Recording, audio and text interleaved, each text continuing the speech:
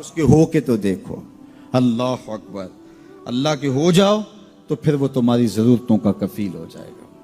فرمایا حضرت عبداللہ ابن مسعود رضی اللہ تعالیٰ عنہ نے کہ کسی شخص کو فقر و فاقہ آ جائے تو وہ لوگوں کو بتائے کہ میں آج کل بڑے مشکل حالات میں ہوں، ہر وقت لوگوں کو بتاتا رہے تو اس کی مشکل بڑھے گی، اس کی مشکلیں آسان نہیں ہوں گی اس طرح. اور اگر وہ اپنی اس مشکل کو کسی سے شیئر نہ کرے بلکہ مصلی بچھا کے اپنے رب سے کہے کہ مالک فقر و فاقہ آ گیا ہے اور اس کا علاج تیرے پاس ہے، اس مرض کا مداوع تیرے پاس ہے.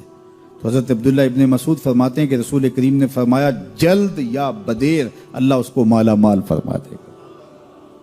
یہ بھی کبھی کر کے دیکھو. مشکل آ جائے، فاقہ آ جائے، مصیبت آ جائے، کسی سے نہ کہو، صرف اپنے رب سے کہو، پھر دیکھنا اس کی کرم نوازیوں کا می کیسے برستا ہے. فرمایا اللہ پر بھروسہ کرنے کا جو حق ہے اگر وہ تم ادا کر دو وہ تمہیں ایسے رزق عطا کرے جیسے پرندوں کو عطا کرتا. ہم تو دکان پہ جانا ہوتا ہے، فیکٹری میں جانا ہوتا ہے، ہم اپنے کاروبار پہ جانا ہوتا ہے، نوکری پہ جانا ہوتا ہے، مزدوری پہ جانا ہوتا ہے، ہمیں پتہ ہے کہاں آج صبح جانا ہے. لیکن پرندوں کو کوئی پتہ نہیں ہوتا کہاں جانا ہے، راس المال بھی نہیں ہوتا، لیکن صبح نکلتے ہیں، شام کو کبھی بھی خالی پیٹ نہیں آئے. بن توکل پنچھی اڑ دے خرچ نہ پلے زیرا ہو.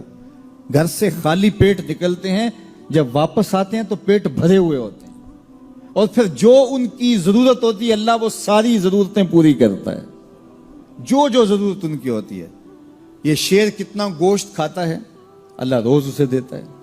یہ ہنس روزانہ سچے موتی کھاتے ہیں، اور آپ مارکیٹ میں لینے جائیں لاکھوں روپے لگا کے تولے ماشے کے حساب سے آپ خریدتے ہیں، پھر بھی آپ کو یقین نہیں ہوتا کہ یہ سچے ہیں یا 2 نمبر ہیں. اور ہنس دنیا پہ کروڑوں جانور پائے جاتے ہیں، روز کھاتے ہیں، صبح بھی، شام بھی، دوپہر بھی، پیٹ بھر کے کھاتے ہیں، اللہ روز انہیں عطا کر. کہا اس پہ بھروسہ تو کر کے دیکھو، وہ تمہاری ضرورتوں کا کفیل ہوگا. اس پہ بھروسہ کرو گے وہ تمہیں وہاں سے دے گا جہاں تجھے گمان بھی نہیں ہوگا. ارشاد فرمایا جو اللہ سے ڈرے اللہ اس کے لیے راستے کھول دیتا ہے، اور اللہ اس کو وہاں سے دیتا ہے جہاں سے اسے گمان بھی نہیں ہوتا.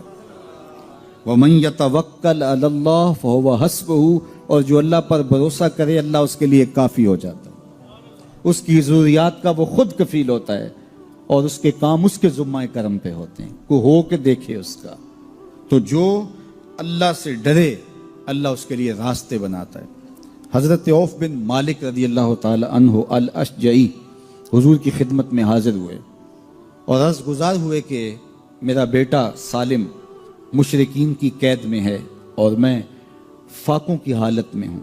تو فرمایا آل محمد کے پاس ایک سیر جو ہیں بس، اس کے علاوہ ہمارے پاس بھی کھانے کے لیے دنیاوی اسباب نہیں ہیں. کہا صبر کرو اور اللہ سے ڈرو، اور لا حول ولا قوت الا باللہ کثرت کے ساتھ پڑھو. یہ ایسا وظیفہ ہے، ایک حدیث پاک میں آتا ہے کہ یہ 99 بیماریوں کا علاج ہے. اس میں سب سے کم درجے کی بیماری ہم اور غم ہے.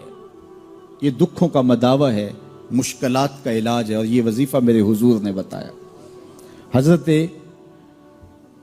ابو ذر غفاری رضی اللہ تعالیٰ عنہ کو حضور نے 5 چیزیں بتائی تھی. ان میں سے 5ویں چیز یہ تھی کہ ابو ذر کثرت کے ساتھ لا حول ولا قوت الا باللہ پڑھا کرو. فرمایا عرش الہی کے نیچے ایک خاص خزانہ ہے، یہ وظیفہ وہاں سے آیا ہے. یہ زندگی میں معمول بنا لو. جب پھنس جاؤ، مشکلات میں آ جاؤ تو لا حول ولا قوت الا باللہ پڑھو، اللہ راستے کھولے گا. تو حضور نے 3 چیزیں فرمائی، اللہ سے ڈرو، صبر کرو، اور کثرت کے ساتھ لا حول ولا قوت الا باللہ پڑھو. وہ فرماتے ہیں کہ میں یہ عمل شروع کیا، ابھی گھر میں بیٹھا ہی تھا کہ دروازے پہ دستک ہوئی، تو میں اٹھا کہ دروازہ کھولوں دیکھوں کہ کون ہے. تو دروازہ کھولا، دیکھا میرا بیٹا کھڑا ہے اور اس کے پیچھے 100 اونٹ کھڑے ہیں. تو میں نے کہا کہ تم اور یہ اونٹ؟ کہا مجھے موقع لگ گیا، میں ان کی قید سے بھاگ آیا اور آتے آتے ان کے 100 اونٹ بھی ہانک لایا ہوں. وَيَرْزُقْهُ مِنْ حَيْثُ لَا يَحْتَسِبُ. وہ تمہیں وہاں سے رزق دے گا جہاں سے تمہیں گمان بھی نہیں.